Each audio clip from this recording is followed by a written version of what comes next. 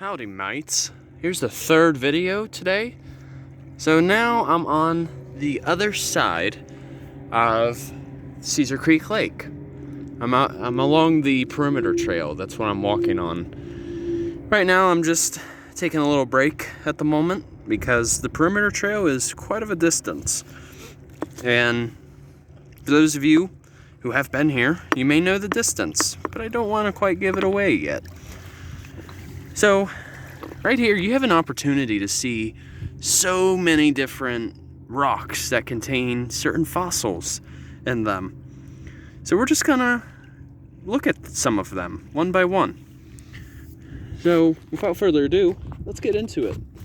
Alright, so as I was mentioning in one of my videos earlier, I was talking about how most of this rock is limestone, and limestone is an excellent example of a sedimentary rock.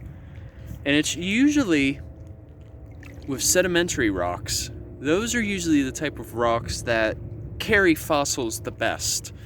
Because usually, those fossils will bind with certain minerals, such as calcite, which is what makes up your limestone, sand, silt, or even clay.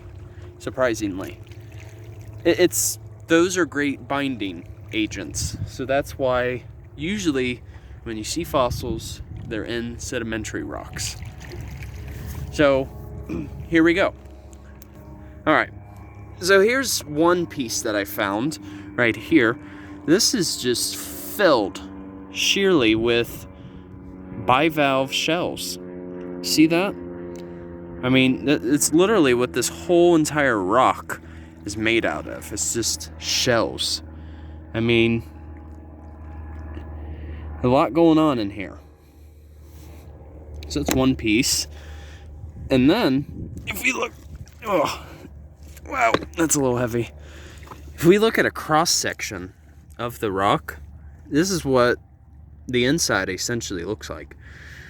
So you could say there's a lot of mineralization going on. So there's even bits of quartz in here too. You could say some of these fossils, more or less, have been exposed to certain minerals. So that's why it's all binded together like this. It's like one big rock sandwich. Except it'd be quite difficult to eat something like this.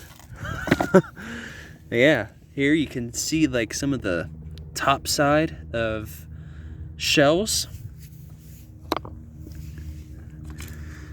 Wow. Yeah, there's a lot going on here. I mean, and it's like just all over this whole shoreline. And what's fascinating in particular about Cedar Creek Lake, which is right in front of me, this didn't always exist at all. And you're probably thinking, okay, what's that supposed to mean? Well, let's just say, okay, there is a such thing as Caesar's Creek in terms of a river, right? So what happened was way back in the 70s, I believe, the Army Corps of Engineers was in this area, and same thing, high concern was dealing with flood control, especially. And at the south end of the whole state park, they have a whole dam that basically holds up this entire reservoir. So it's just wild to think at one point, all that was here was just like a river valley, and that was really the extent.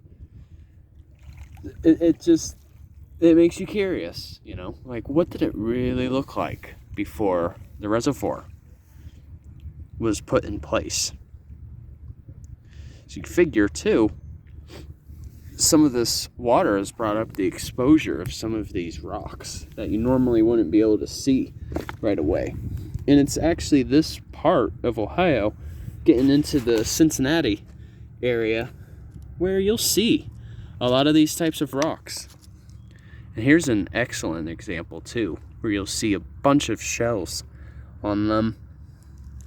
So in a way, you know, if you can't go right to a beach, say in Florida or the Bahamas, anywhere tropical, you could just do some seashell collecting out here. If you as a substitute. Oh man, that's funny. It's always an alternative, isn't there? Yep. Yeah, hold on a second. There's one last thing I want to show you guys. Hold on a second. There we go. Yeah. See on that? See on this rock? You can see there's some tracks on it too. Particularly from what specifically? Don't quite know off the top of my head. But it's possible that a piece of this rock could have a bryozoan on it, which were an example of filter feeders. But yeah. So I have a little challenge for all of you. For those of you who especially have kids, try having them, if they have any rocks, just try looking through their collection. And, you know, you can provide like a picture or a comment in terms of, you know, what rocks you might want help identifying, or what is in that rock that that others could also learn from. So that's a little challenge that I want to give all of you, if any of you have any time. Yeah, I think that would make it a little fun, make an activity out of it. So, all right. Hope all of you enjoy your Saturday. And once again, Journey on a Journey is outwards. Take care, folks.